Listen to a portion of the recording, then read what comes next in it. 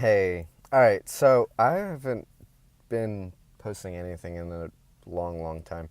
I have a couple of videos that I have to actually catch up on. I just came out of the gym and read that this rapper XXXTentacion was pronounced dead. And what I wanted to talk about in specific regards to his death is that uh, he died at 20. And he has been suffering through depression and has been on the news for aggravated assaults and a lot of like troubled kid, story. And what I've seen is that a lot of these kids just don't have any models. And we're getting to that point. We're getting to the point that we actually have to figure out what are we doing with our youth where they actually need role models. All of them. I'm talking about women and men trying to tell young men and women how to be in the world.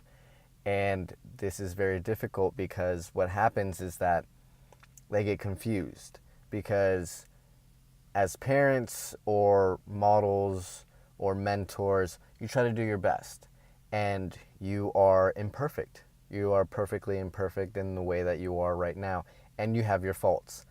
I promise you that anybody that does self-development that you idolize has their faults because I know that I do. And, I try to advocate and lead by example and do the best that I can so people, when they see me and for some reason they follow in my shoes, they're doing something at least correct.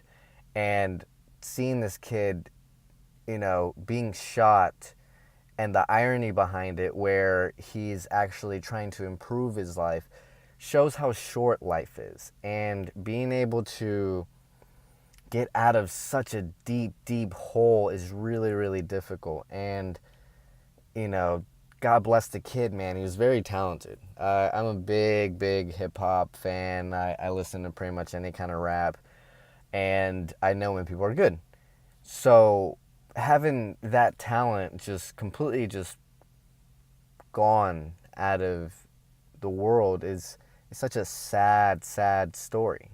Because, you know, yes, he'll go down as like a really good rapper and people will know his story and stuff like that. And maybe that's exactly what he wanted. He didn't want to get that big. And that was his life's legacy. But to have it ended by another person while you're trying to recover, that's very sad, man. And what we need is like more people actually trying to get out of this comfort zone of whether I'm doing it right, whether I'm doing it wrong. Like, just do it, and, you'll hold yourself as judgment of your character. And that's really what it is. Like, be real with yourself and, admit your faults because that's really what it is. I mean, this kid admitted his faults. He's like, all right, yeah, I understand that I'm a fuck up. Just like anybody who has been through that process. Even the 12 steps in recovery, you have to admit your wrongs. When you're trying to control your emotions in life so you can maneuver clear-headed, you have to admit the emotions that you're feeling because you can't just push it away because the more you push it away, the more it's going to come back to you. So it's like a boomerang, man.